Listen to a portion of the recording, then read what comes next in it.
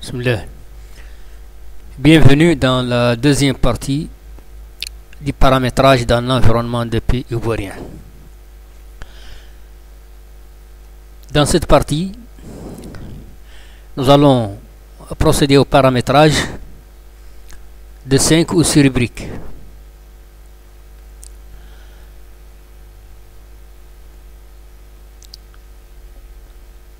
Nous allons accéder à la gestion des rubriques. Là, nous avons les rubriques déjà créées.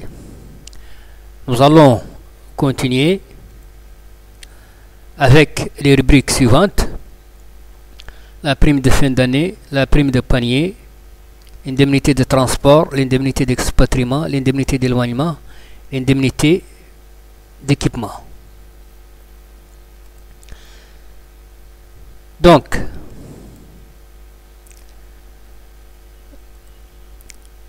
en premier lieu, nous avons la prime de fin d'année. Donc 104, prime de fin d'année.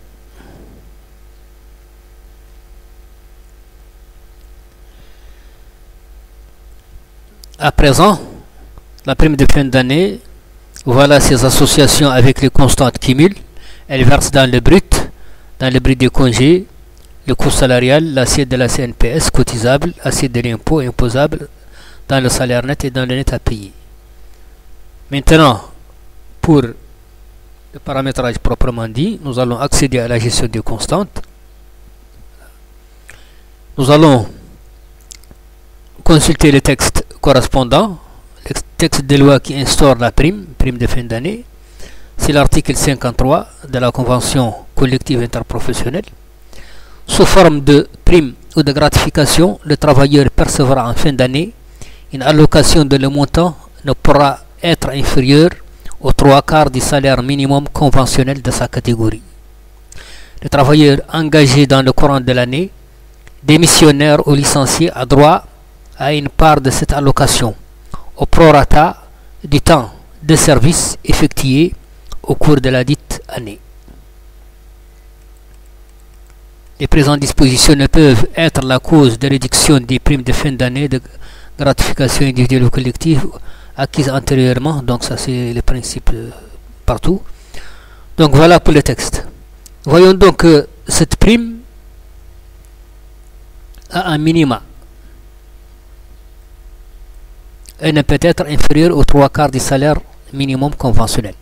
Donc, comment nous allons paramétrer cette prime? Eh bien,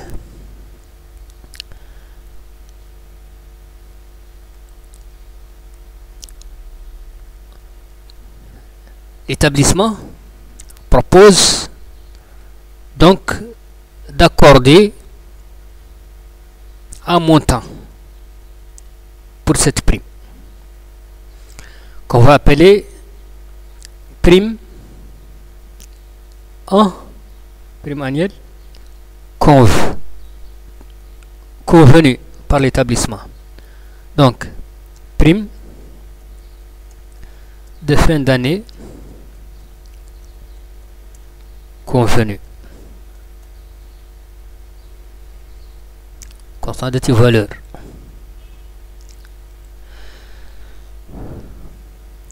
Le texte nous dit que cette prime ne pourra pas être inférieure aux 3/4 du salaire minimum. Parce qu'en fait, il y a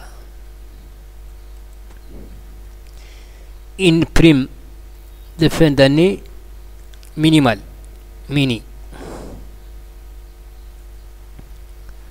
Prime de fin d'année minimale. Constant de type arithmétique, elle est égale aux 3/4 du salaire de base de référence. Salle base ref multiplié par 3 divisé par 4. Donc, salle base de de référence fois 3 sur 4, les 3 quarts donc du salaire de base. Bien.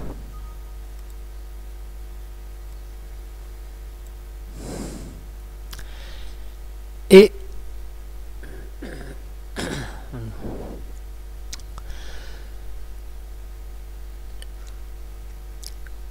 maintenant, la prime annuelle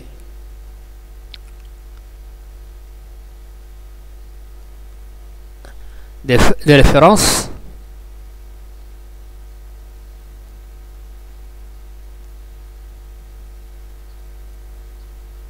prime de fin d'année de référence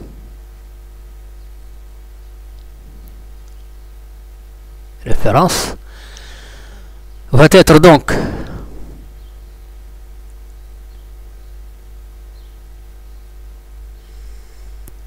une constante de type condition valide. Alors la condition c'est que si prime de fin d'année convenue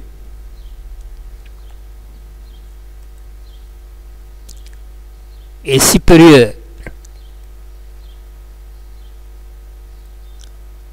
à la prime de fin d'année minimale,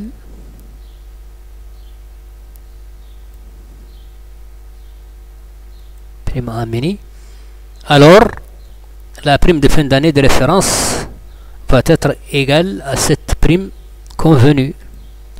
Donc le montant accordé est bon parce qu'il dépasse les 3 quarts. Donc prime en conv. Sinon, si ce montant est inférieur aux 3 quarts, le système ne doit pas l'accepter parce que la loi l'interdit. Cette prime doit être au moins égale aux 3 quarts. Donc dans ce cas, la prime de fin d'année de référence va être égale à la prime de fin d'année minimale.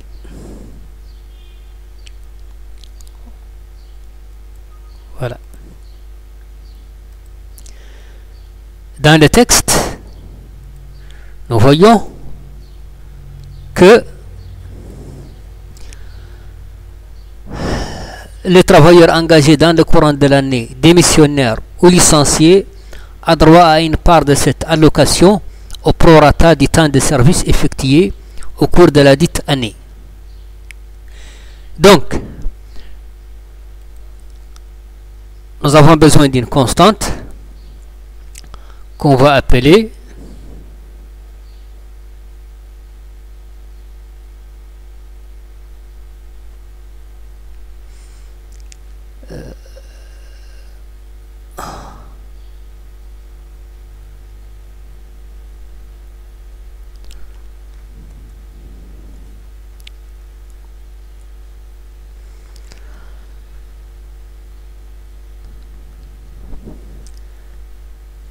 période référence.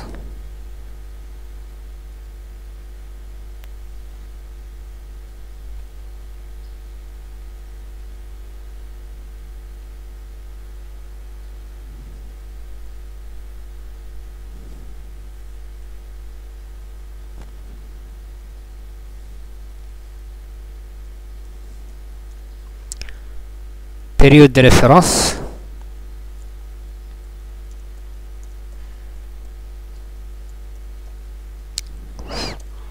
pour la prime de fin d'année qui va être une valeur initialisée à défaut à 12.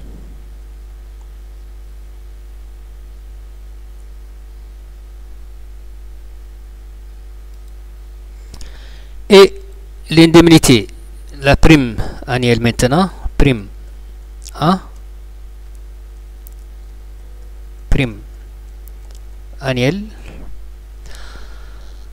va être proprement dite une constante de type arithmétique égale à quoi? Égale à la prime annuelle de référence, prime annuelle de référence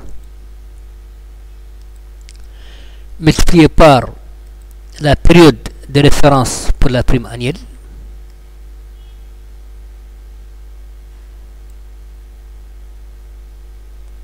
période de référence pour la prime annuelle divisé par 12.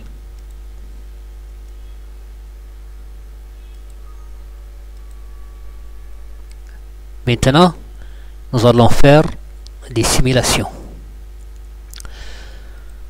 Donc,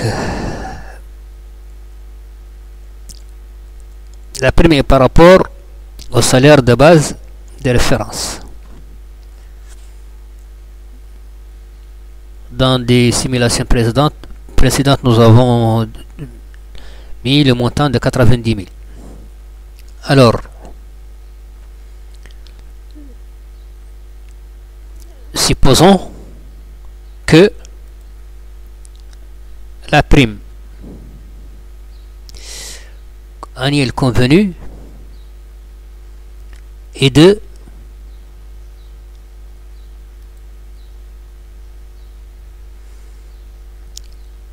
qu'on accorde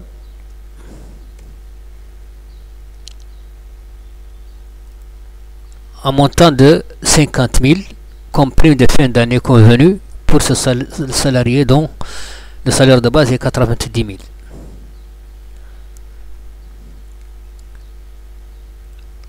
Pour faire la simulation et le calcul, donc maintenant nous allons demander au système de nous fournir donc, la prime annuelle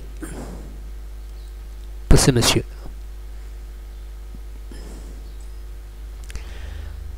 Nous avons mis 50 000 et le système dit que c'est 60 500. Pourquoi? Parce que le montant convenu est inférieur aux 3/4 de 67 500. Aux 3/4 plutôt de 90 000 de salaire de base qui est 67 500. Oui. Donc ici il y a un contrôle. Par contre, si nous mettons 80 000 par exemple comme prime annuelle convenue par l'établissement, eh bien dans ce cas, le système, comment va-t-il réagir? Eh bien, il va prendre ce montant-là qui est bon parce qu'il est supérieur aux 3/4 du salaire de base de référence.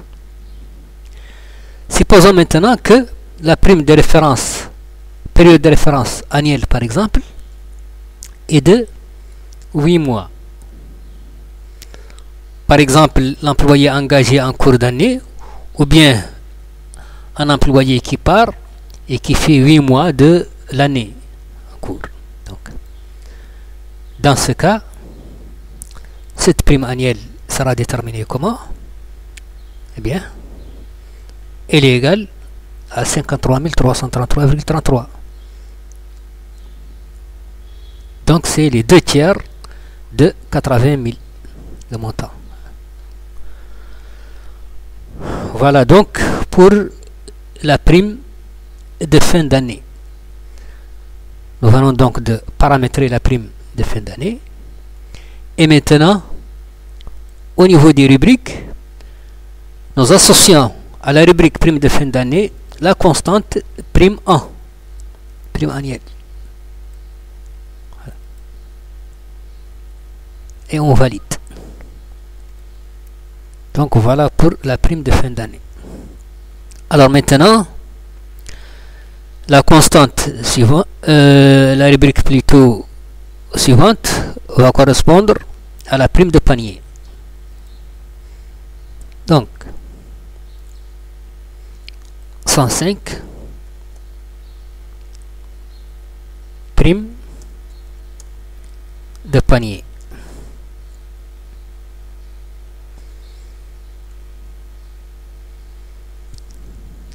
Donc voilà. Alors pour les associations, si la prime de panier n'est pas imposable, Donc on vient au niveau de cette ligne assiette de l'impôt et on la supprime. C'est tout. Si elle n'est pas cotisable, on supprime la ligne correspondant à l'assiette de la CNPS. Maintenant, pour le paramétrage, nous allons passer donc là. Nous allons d'abord jeter un coup d'œil sur le texte de loi. Une prime de panier. Voilà. Article 54 de la CCI. Les travailleurs bénéficient d'une indemnité de prime de panier dont le montant est égal à 3 fois le SMIC lorsqu'ils accomplissent, donc ça c'est les détails, 6 heures consécutives de travail de nuit, 10 heures de travail au plus de jours. Alors maintenant nous allons passer vers, donc cette prime est payée à l'ensemble des personnels et ne fait pas obstacle au paiement des heures supplémentaires. Donc pour le montant, la prime de panier est égale à 3 fois le SMIC. Le SMIC horaire, mais par panier. 3 fois le SMIC horaire par panier. Donc nous avons besoin d'une constante qu'on va appeler MB panier. Donc, nombre de paniers. L'établissement va préciser le nombre de paniers. 22 jours ou 20 jours ou 24 jours, etc. Nombre de paniers, donc qu'on renseigne ici. Valide. Et la prime de panier, prime panier,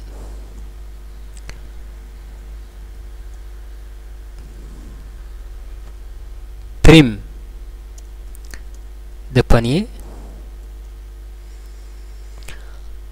va être une constante de type arithmétique égale à quoi? Égale au SMIC horaire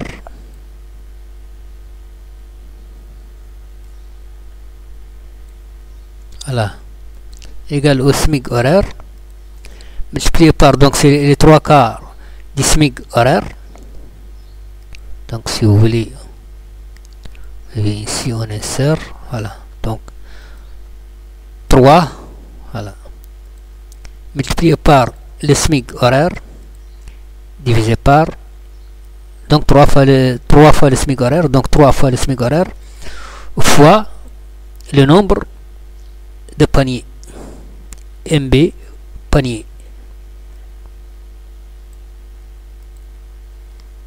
Voilà. Alors, pour les simulations, donc nous allons, bon, le SMIC par exemple, supposons que le SMIC par exemple est à 60 000 par exemple. Voilà. Et le nombre de paniers, un nombre de paniers égal à 20, à 22 jours par exemple. Voilà. Eh bien, dans ce cas, pour les simulations, pour le calcul, dans ce cas, donc pour un SMIC de 60 000, le SMIC horaire, il est calculé automatiquement. Le SMIC horaire, il est égal à quoi? SMIC horaire, c'est 60 000 divisé par 173,33, le nombre d'heures de travail par mois. Et notre prime de panier, donc, dans ce cas, prime panier sera égal à combien? Égal à 22 846,15.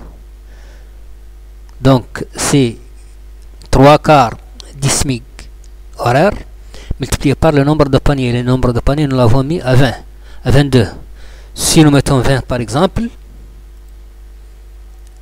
dans ce cas, la prime de panier sera égale à 20 769,23. Si on met 24, dans ce cas, la prime de panier est égale à 24 923, et ainsi de suite. Donc, on indique tout simplement le nombre de paniers pris en compte. Voilà. Donc, la rubrique prime de panier, donc, on va récupérer la valeur de la constante prime panier.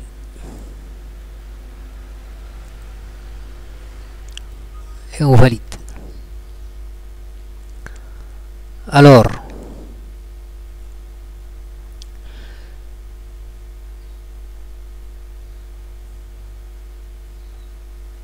la constante suivante,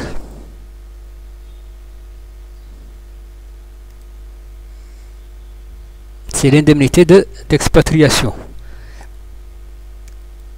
Donc 106, indemnité d'expatriation. Indemnité d'expatriation. Voilà.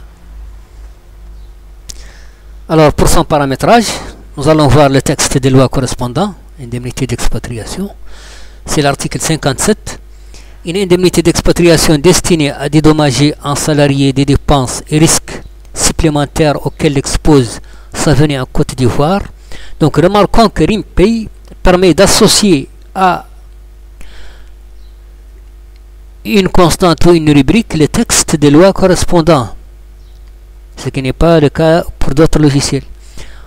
Donc là nous avons le texte, une indemnité d'expatriation destinée à dédommager un salarié des dépenses et risques supplémentaires auxquels l'expose sa venue en Côte d'Ivoire est acquise à tout travailleur recruté hors du territoire de la République de Côte d'Ivoire et déplacé de sa résidence habituelle par le fait de l'employeur. Le montant de cette indemnité est fixé au 4/10 du salaire de base. 4/10 du salaire de base tel qu'il est établi par le contrat de travail. Donc,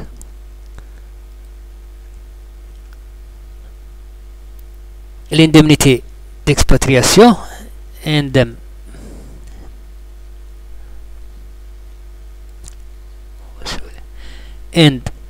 expat, indemnité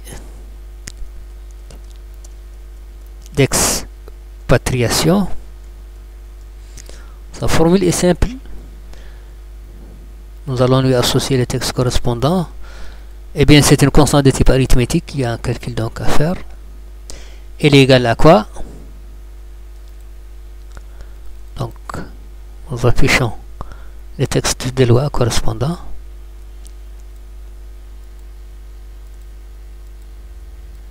Le montant de cette indemnité est fixé au 4/10 du salaire de base. Donc c'est 4 fois le salaire de base de référence, salle base réfère,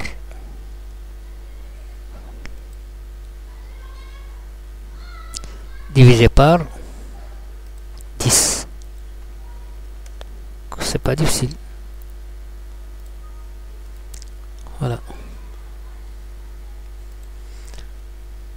Donc pour les simulations, nous avons un salaire de base de référence, salle base ref de 90 000. Donc quel sera le montant de l'indemnité d'expatriation pour ça? Alors, donc salle base ref, c'est 90 000. Donc l'indemnité d'expatriation and expat, c'est les 4/10, 40%. Donc c'est 36 000.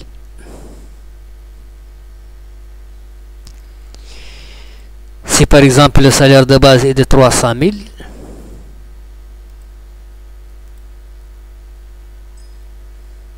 elle est égale à 120 000. Donc nous revenons à notre salaire de base initial. Donc l'indemnité d'expatriation donc est associée à la constante and expat. et on valide. Voilà. Alors, rubrique suivante, indemnité d'éloignement. Alors, le texte, en fait, l'indemnité d'éloignement est instauré par l'article 57 toujours. Qu'est-ce qu'il dit? Les travailleurs qui sont recrutés en Côte d'Ivoire pour exécuter un contrat de travail, en fait c'est le texte, ce texte suit le texte correspondant à l'indemnité d'expatriation.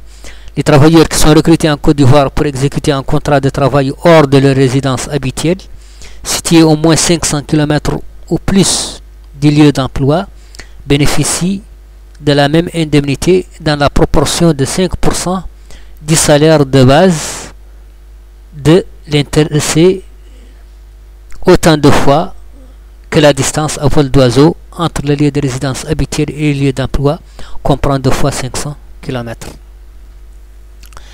Donc ici nous avons un pourcentage du salaire de base correspondant au nombre de fois 500 km.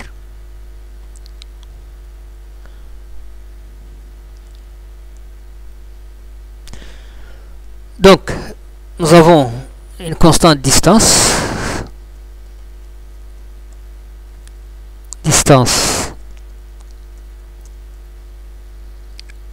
d'éloignement de l'employé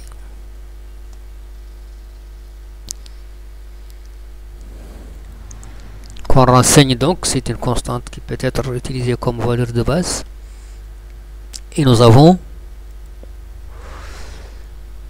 l'indemnité d'éloignement proprement dite, donc end éloigne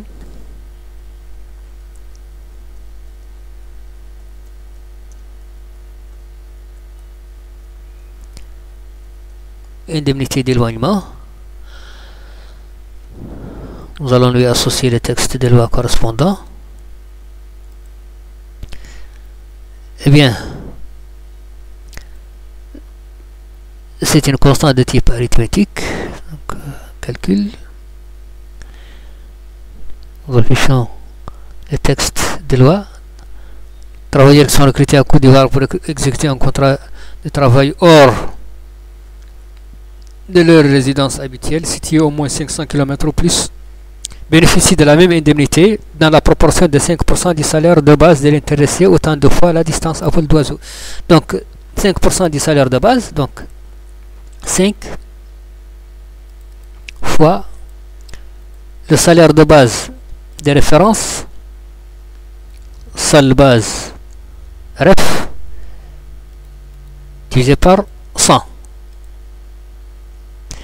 Mais autant de fois que cela, la distance, autant de fois 500 km pour la distance de l'employé, la distance à laquelle se trouve l'employé. Donc, multiplié par la distance de l'employé, distance à laquelle se trouve l'employé, divisé par 500. Donc en divisant la distance d'éloignement de l'employé par 500, on trouve le nombre de fois que nous avons 500 km dans cette distance. Et on multiplie cela par 5% du salaire de base. Voilà.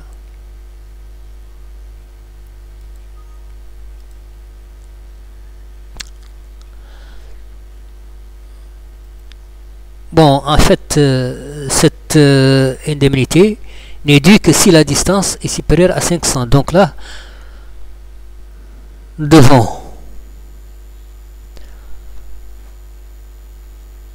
faire un test end éloigne ref, ou si vous voulez, nous allons dupliquer cette indemnité. Donc, on va l'appeler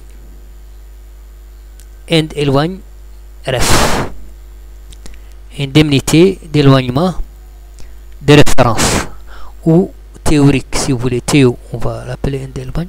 Théo, voilà. Indemnité d'éloignement théorique.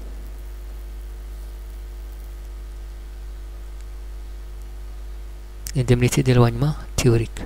Voilà, ça c'est l'indemnité d'éloignement théorique. End éloigne maintenant. Voilà. Supprimer. End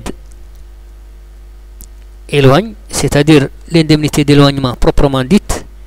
Indemnité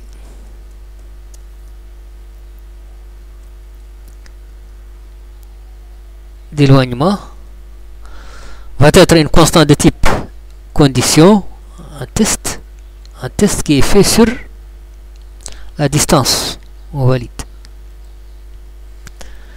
Donc, pardon, end éloigne, voilà, c'est end éloigne, voilà. Donc, si la distance d'éloignement de l'employé est supérieure ou égale à 500 km, dans ce cas, l'indemnité d'éloignement est égale à l'indemnité d'éloignement théorique. End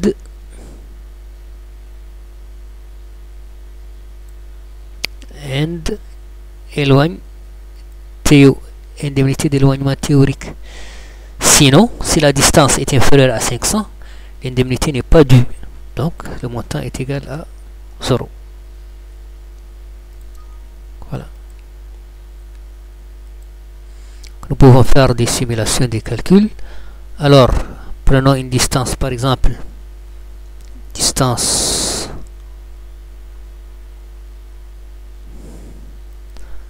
de 900 km. Alors, dans ce cas, l'indemnité d'éloignement, indemnité d'éloignement est égale à l'indemnité d'éloignement théorique. Il est égal à 81 000.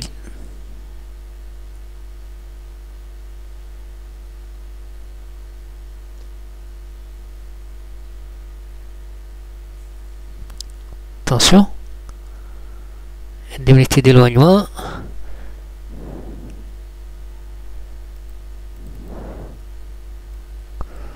salaire de base, 5 fois salaire de base sur 100, multiplié par la distance d'éloignement de l'employé, divisé par 500. Donc c'est bon. Ça c'est. Alors l'indemnité d'éloignement théorique, c'est égal à quoi? Indemnité d'éloignement théorique égale à 81 000. Alors, salle base, notre salaire de base de référence est égal à combien? Ah, on avait mis 900 000, j'ai m'étais trompé. Au lieu de 90 000, j'ai mis 900 000. Donc, je valide. Et là, ces montants seront divisés par 10. Donc, un salaire de base de référence de 90 000 va lui correspondre à une indemnité de 8100. Indemnité d'éloignement théorique de 8100 pour une distance égale à 900 km. Si la distance est égale à 1500 km, normalement c'est 15% du salaire de base. Ok.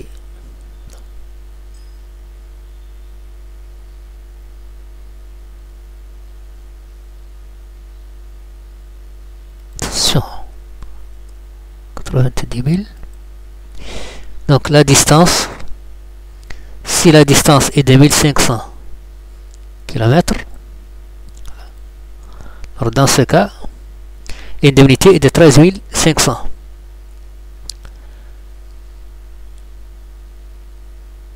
C'est 15% du salaire de base. Le salaire de base est de 90 000.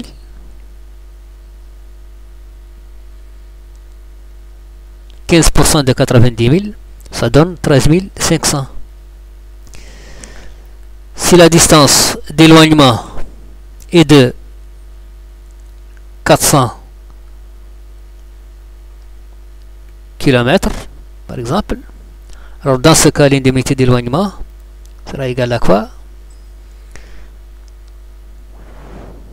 Ça, c'est l'indemnité d'éloignement théorique, mais l'indemnité d'éloignement proprement dite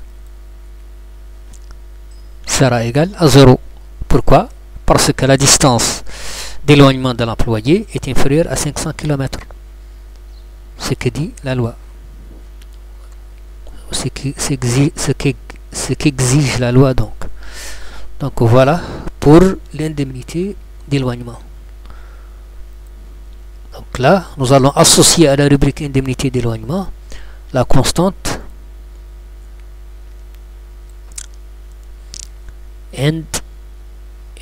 indemnité d'éloignement. Et on valide. Alors il nous reste maintenant l'indemnité d'équipement. Donc 108 indemnité d'équipement. Alors, nous allons jeter un coup d'œil sur le texte de loi correspondant indemnité d'équipement. Il sera alloué aux travailleurs recrutés en Côte d'Ivoire, déplacés du fait de l'employeur pour exécuter un contrat de travail hors de la Côte d'Ivoire et lors de son premier départ, une indemnité d'équipement dont le montant sera de: pour l'agent célibataire, 600 fois le SMIC horaire; pour l'agent marié, 700 fois le SMIC horaire; pour chaque enfant, 100 fois le SMIC horaire.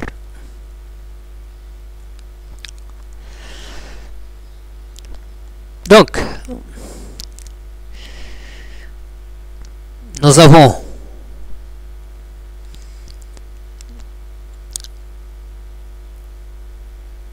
un coefficient fonction de la situation matrimoniale, situation familiale de l'employé.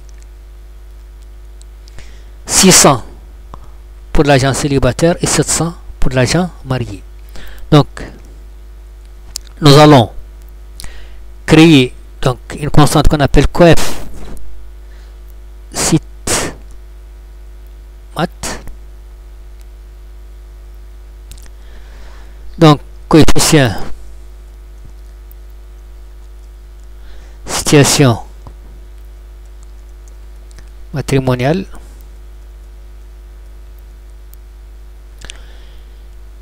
qui va être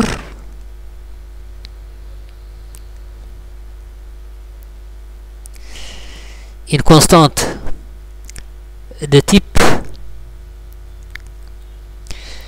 grille valeur.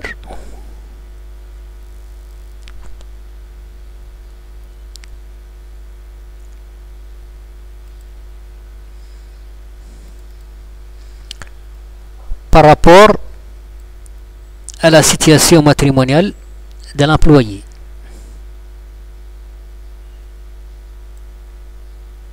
Situation familiale. Donc si situation familiale égale 0, c'est-à-dire célibataire, alors le coefficient est égal à 600.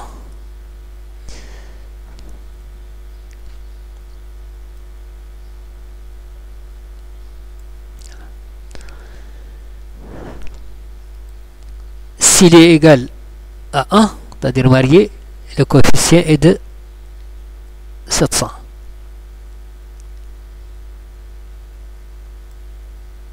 Voilà. On valide.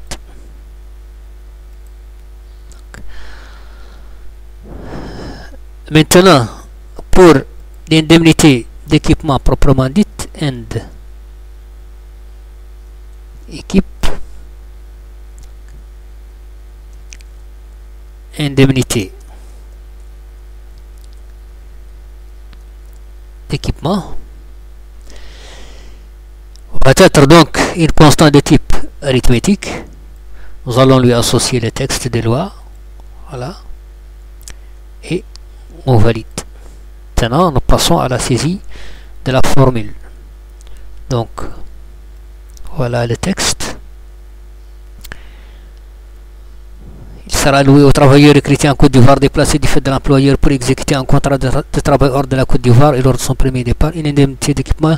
Le montant sera 2 pour l'agent célibataire, 600 fois le SMIC horaire; Pour l'agent marié, 700 fois le SMIC horaire. Pour chaque enfant, 100 fois le SMIC horaire. Donc, cette indemnité est égale au coefficient de la situation matrimoniale multiplié par le SMIC horaire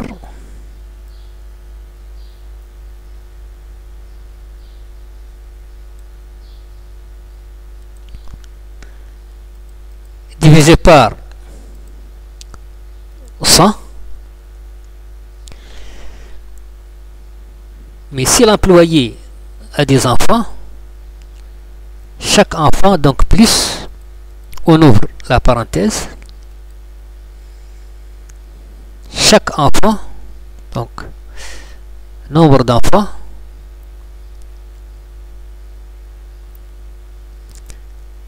MB enf, chaque enfant aura donc un coefficient de 100 multiplié par le SMIC horaire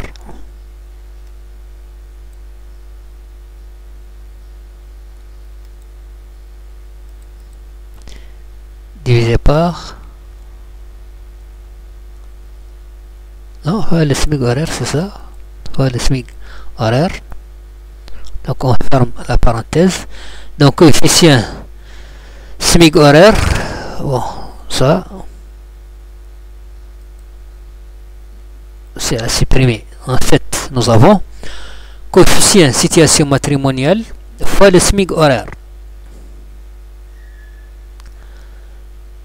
Coefficient situation matrimoniale qui est 600 pour les célibataires et 700 pour l'employé marié, plus le nombre d'enfants fois 100 fois le SMIC horaire.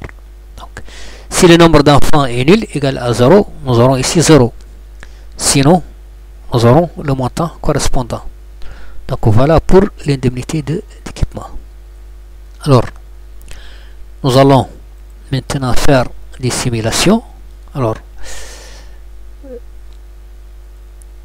site math par défaut égale à 0, donc pour l'agent célibataire.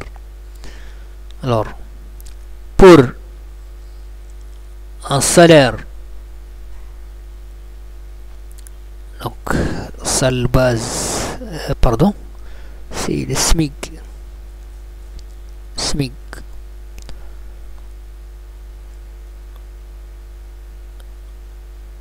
Nous l'avons, le SMIC est là, il est égal à 60 000. Bien, donc nous allons prendre, nous allons simuler, donc demander au système de nous donner le montant de l'indemnité d'équipement pour un employé célibataire dont le SMIC, bon, en fait, pour lequel le SMIC est 60 000. Donc, end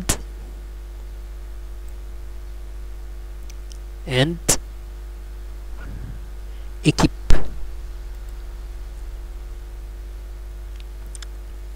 Alors, le système nous dit que cette indemnité sera égale à 207 693.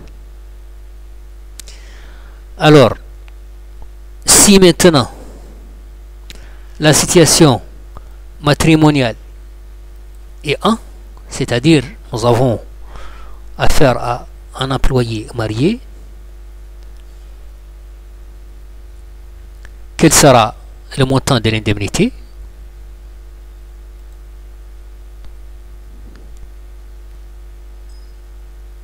C'est égal à 242 307, car c'est 700 fois le SMIC horaire.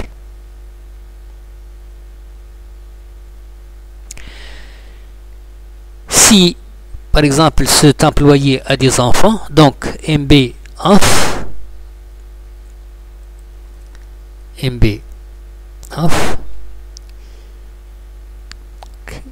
il a 3 enfants par exemple, dans ce cas, le montant de son indemnité d'équipement sera égal à ce montant plus 100 fois le SMIC horaire.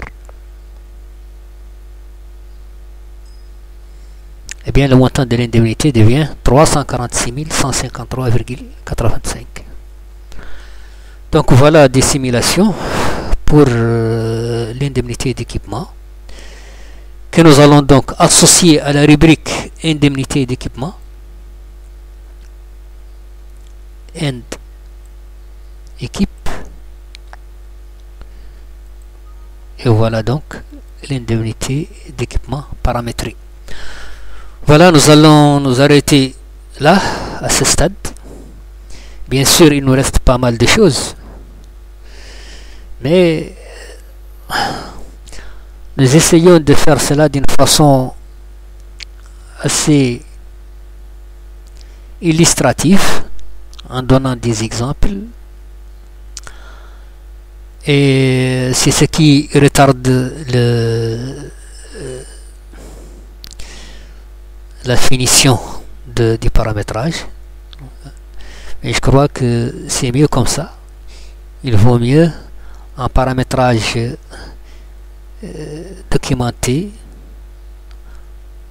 assez bien illustré, qu'un paramétrage fait comme ça à la sauvette. Donc voilà pour cette vidéo. Je vous remercie pour l'intérêt que vous accordez à ces vidéos et je vous dis au revoir et à la prochaine illustration. Merci beaucoup.